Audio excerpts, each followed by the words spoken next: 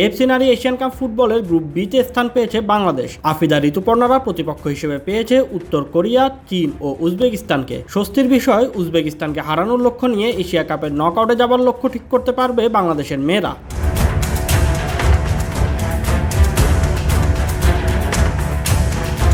আগামী বছরের ১ থেকে ২৩ মার্চ পর্যন্ত অস্ট্রেলিয়ায় অনুষ্ঠিত হতে যাচ্ছে নারী এশিয়া কাপ। এই মহাদেশীয় টুর্নামেন্টে প্রথমবারের মতো জায়গা করে নিয়েছে বাংলাদেশ নারী ফুটবল দল। ১২ দলের অংশগ্রহণে আয়োজিত এই প্রতিযোগিতার গ্রুপ পর্বের ড্র আজ অনুষ্ঠিত হয় অস্ট্রেলিয়া সিডনিতে। ড্র অনুষ্ঠান ঘিরে আয়োজক দেশ অস্ট্রেলিয়া ও এএফসি সব অংশগ্রহণকারী দেশকে তাদের অধিনায়ক ও কোচ সহ আমন্ত্রণ জানালেও বাংলাদেশের পক্ষ থেকে কেউই এই অনুষ্ঠানে উপস্থিত ছিলেন না।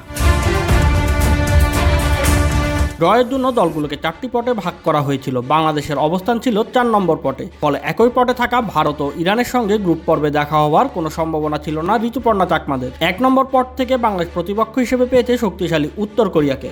বর্তমানে উত্তর কোরিয়া ফিফা র্যাঙ্কিংয়ে ৯ নম্বর স্থানে অবস্থান করছে। দ্বিতীয় পটে ছিল চীন, দক্ষিণ কোরিয়া ও ভিয়েতনাম। ভাগ্য সুপ্রসন্ন না হওয়ায় বর্তমান নারী এশিয়ান কাপ জয়ী চীন বাংলাদেশের সাথে একই গ্রুপে পড়েছে। চীনের বর্তমান ফিফা র্যাঙ্কিং ১৭। এতে লড়াইটা অনেক কঠিন হতে চলেছে বাংলাদেশের জন্য। তবে বাংলাদেশের জন্য সবচেয়ে গুরুত্বপূর্ণ পট ছিল তৃতীয়টি। এখানে ফিলিপাইন, চাইনিজ তাইপে ও উজবেকিস্তান ছিল। বাংলাদেশ এদের মধ্যে থেকে পেয়েছে উজবেকিস্তানকে। এই ম্যাচেই মূলত জয়ের লক্ষ্য রাখতে হবে ঋতুপর্ণাদের, কারণ 3টি গ্রুপ থেকে তৃতীয় স্থানে থাকা 3টি দলের মধ্যে 2টি দল কোয়ার্টার ফাইনালে উঠবে। বাছাই পর্বে নেপালের সাথে জিততেও অনেক ঘাম ঝরাতে হয়েছে উজবেকিস্তানকে। তাই তাদের বিপক্ষে জিতে সেরা 8-এ যাওয়ার লড়াইয়ে এগিয়ে থাকতে চাইবে পিটার বাটলারের শিষ্যরা।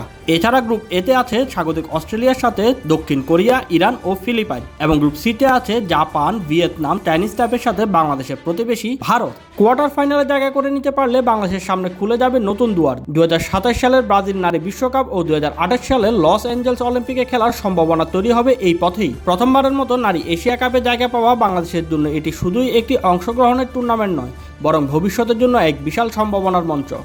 Shoaib Shams, BD sports time.